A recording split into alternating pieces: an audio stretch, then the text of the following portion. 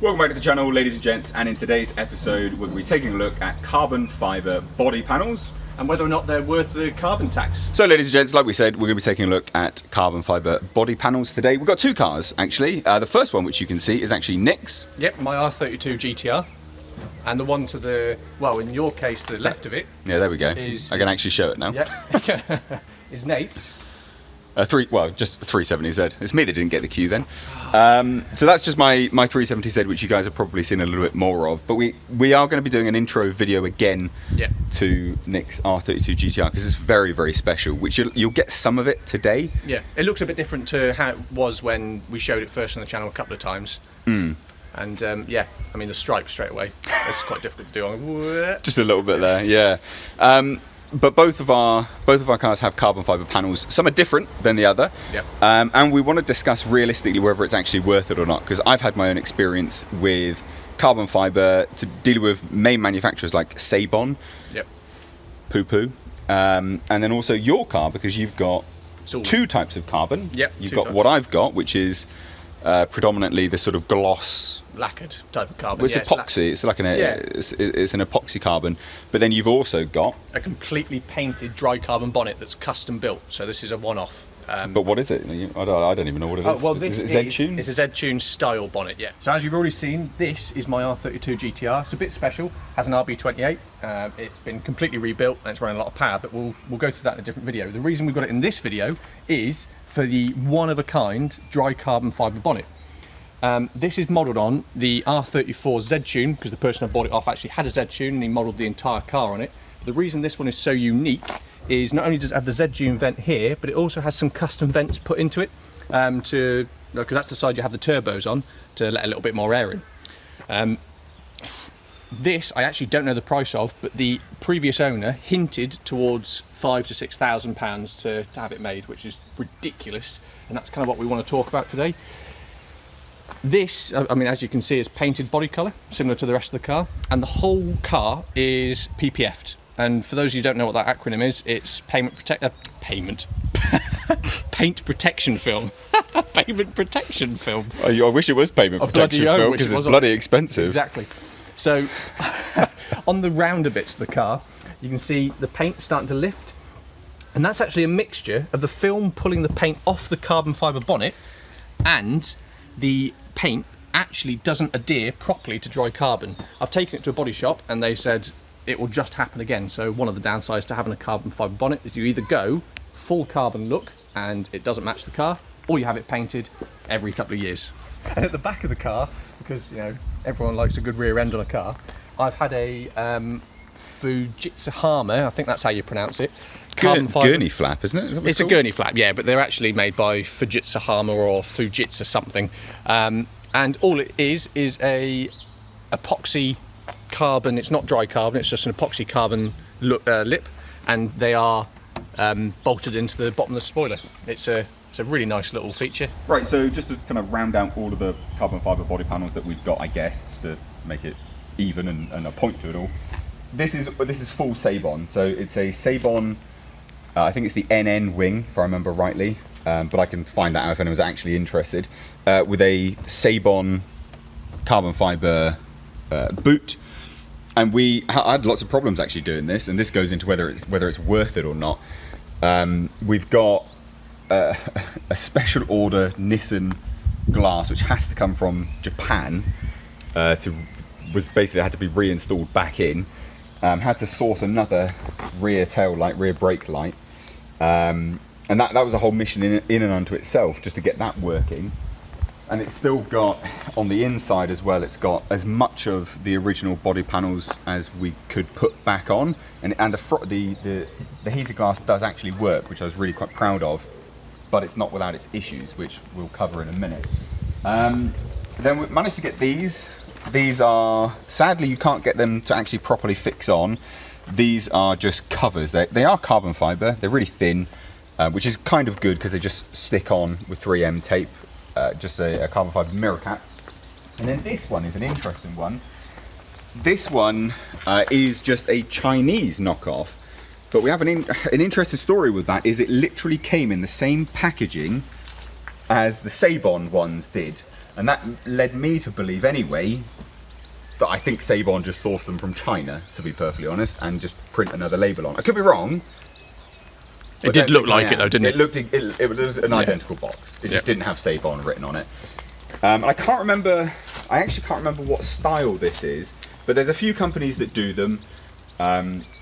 Beautiful, looks great. These do actually vent. They 100% work. They are actually vents in the hood.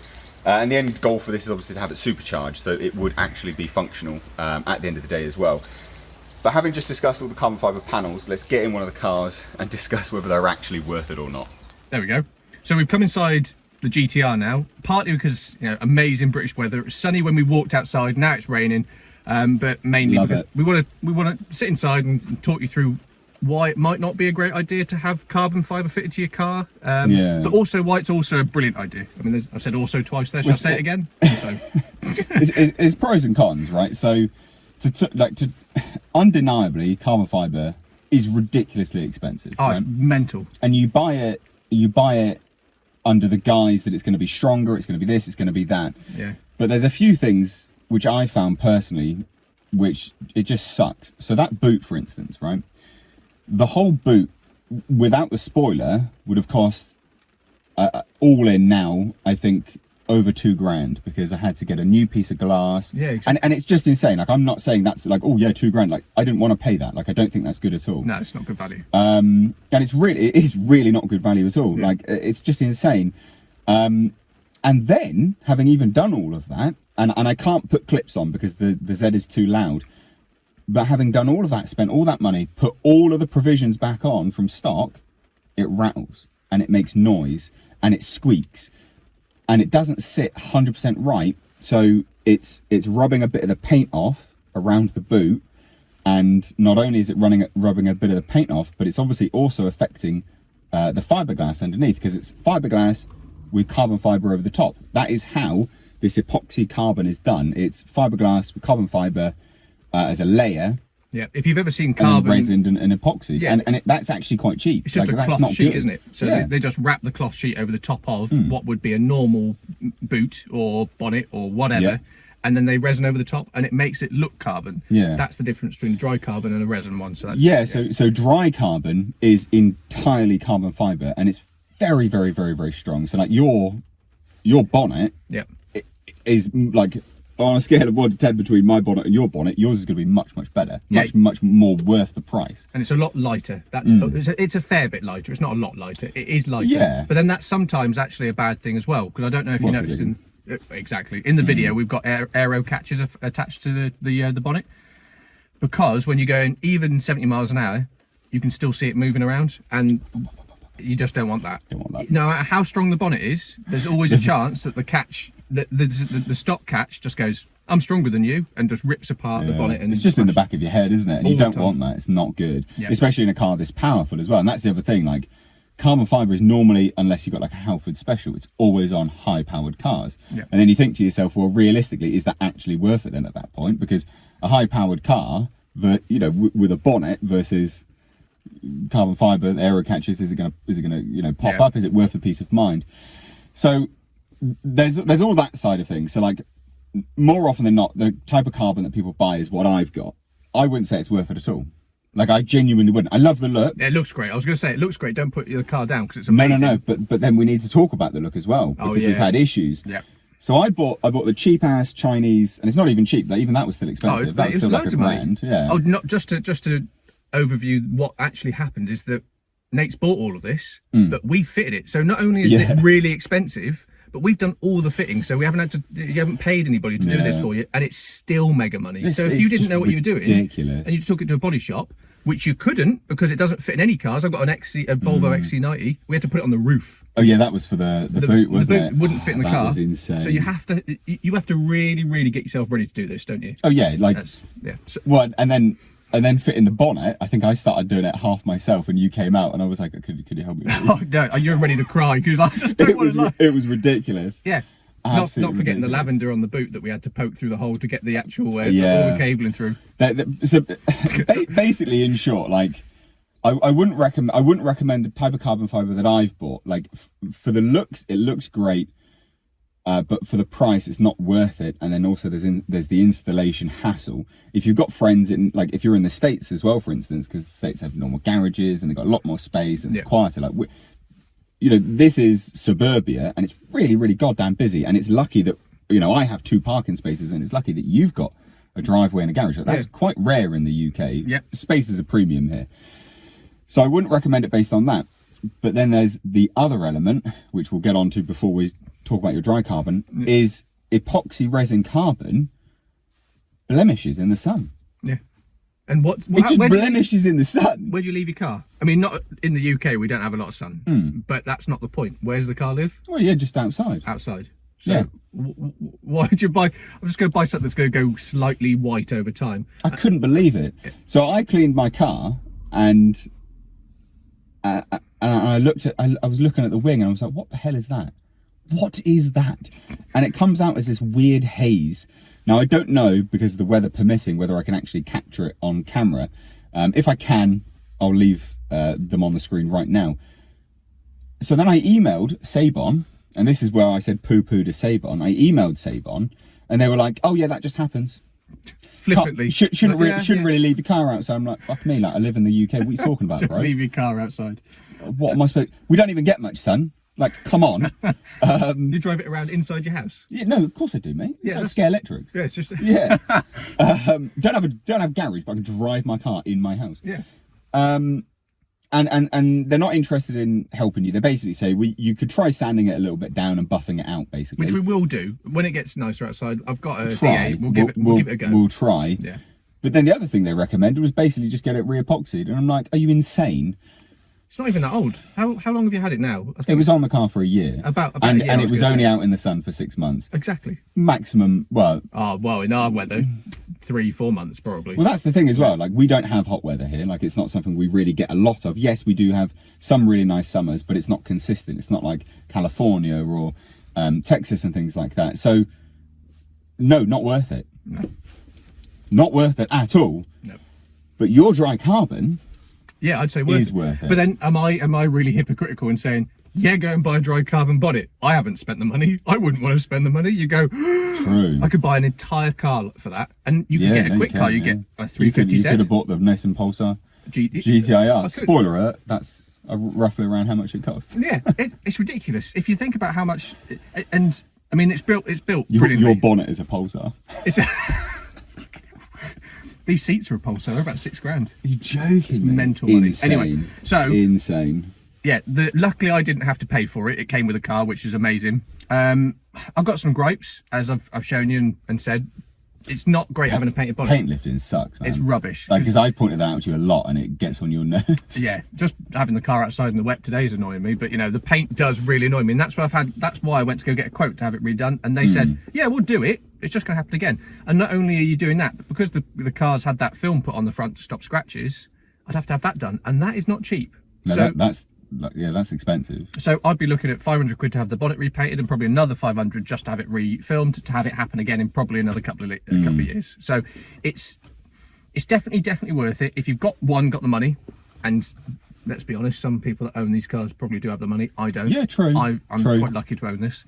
And if you don't paint it, I wouldn't advise painting it. But that sometimes looks terrible. It looks a bit like you've just gone to Halfords and, not that you can buy bonnets from Halfords, but that kind of look. Halfords, for those that don't know, is like it's like a cheaper version of AutoZone in the UK, in the States, but like for chavs. If you don't know what a chav is, I don't know. I don't know how to describe them. Don't know if there's a US alternative to a chav, but it's not even just for that. Like, it's just a cheap version of AutoZone, and they sell some tat that's like absolute garbage, but they sell some really good stuff as well. I quite like Halfords, to be fair. It's almost a meme, I suppose, isn't it? It is honestly the way that you say you haven't got a very good car. You got Halford special. Yeah, or you've crashed into Halfords. Yeah, that's it. You've got all the body kit. You've got the furry dice. Anyway, we've got off subject. Way off subject. The boot spoiler, love it. That was only 200 quid. It's a genuine one. I'm waiting for that to tarnish though. It'll go. Yeah, it'll go. But it's so cheap that's the thing. If you don't spend very much money on it in the first place, if it does go, you're like, forgive that. I'll have it done again. Exactly. So that comes into the whole is it worth the carbon tax? Like, value for money? And I would say categorically no with what I've bought. Like I've spent that money on it, Yep. and I can happily say I love the look of it, but I'm now waiting for the bonnet to go, and I'm waiting for the boot to go, and it's going to look like shit. So at that point, like, no, the looks are not even worth it. No. Quite frankly. No, because then you're actually ruining the look of the car because you've got these little white spots everywhere. So what you went for to start with, but then it comes back to it, well, at this point, do I paint the bonnet? And then you go, no, I don't paint the bonnet because it's going to do the exact same thing. Well, what's the point in painting the bonnet anyway? Because you bought for carbon. Exactly. And the Nissan comes with aluminium bonnet anyway, and it's quite lightweight. It's not steel, like it's quite a light bonnet. It's still like it's heavy by comparison to carbon, but it's still really lightweight. So no, I would say absolutely not worth it. I don't know about you. I would say personally, obviously neither of us have spent the money on the dry carbon. But I'm verging on that almost being worth it, and the reason why I say that is dependent on the application. If you're building a track car, I'd say worth it. Yeah, which is safety. But it's easy to say because I've not. Yeah, you haven't I've not spent the money. I suppose if you're going down the route of ultra light, safe, because it will be safer. Ultimately. It's much stronger. Dry carbon is So much stronger than the wet carbon gel coat. And the most important thing, if you're planning on keeping the car, because you never get your money back for modifications. No, you never ever get your money unless you're really lucky and you've bought a car that's already massively appreciating, like the R34s. 32s are going up, but nowhere near the £140,000 R34s that you are now the base map. So if you've got the money and you're going to do it, dry carbon. But if you don't have the money and you just want the look, maybe just go get a carbon wrap. Oh, don't recommend that. Well, I'm not recommending it, but imagine how much that costs comparatively. If you went and got a second-hand one of those bonnets and carbon wrapped it, even with a gloss wrap, I bet it's not going to say it look the same, but it will look similar-ish for less money. No, I hate that. You hate it? That's a Halford special. That really is. And then when we reference Halford specials in the future, we'll be like, oh, Halford special. Now you're going to know. That is a Halford special. I would not do that. Do you not think so? I hate carbon wrapping. I hate carbon hydro dipping. I hate hydro dipping because it always looks wobbly. Oh, yeah, true. Yeah. Well, some weaves are crap though. I don't know if we can. Let's move this down a tiny bit. Down here is an incredibly rare. I mean, they just about make it out. I know that's. Oh no, I know, but it's only arms. This, yeah. Yeah, that. I don't know if they can see that. No, you can't really make it out, but I hate that. That is the first thing I said when I got in this car. I was like, that is awful. I was like, I hope you don't hate me, but that is effing terrible. We both agree it's rubbish, but it's like this weird, horrible leatherette material that's made to look like carbon fibre.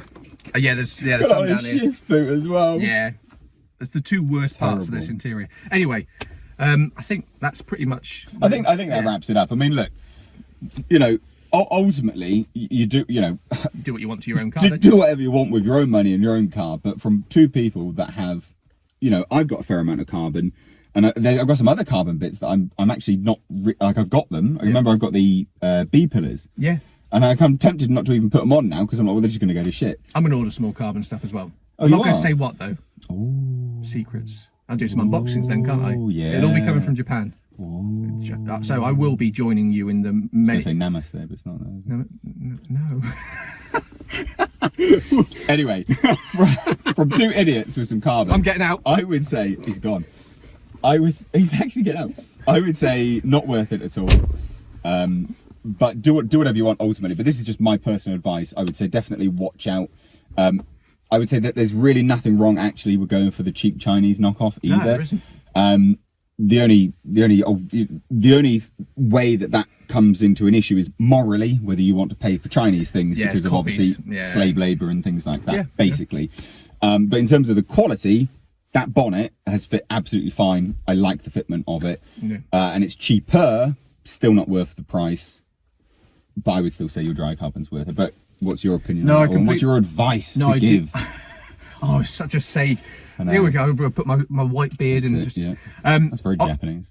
Yeah, exactly. Come on. Yeah. So I completely agree. I think I am hedging more towards a wrap if you were desperate to go carbon and you couldn't afford it. You should never put yourself into debt for something that you if you can't afford it but you still want the look, just don't do it.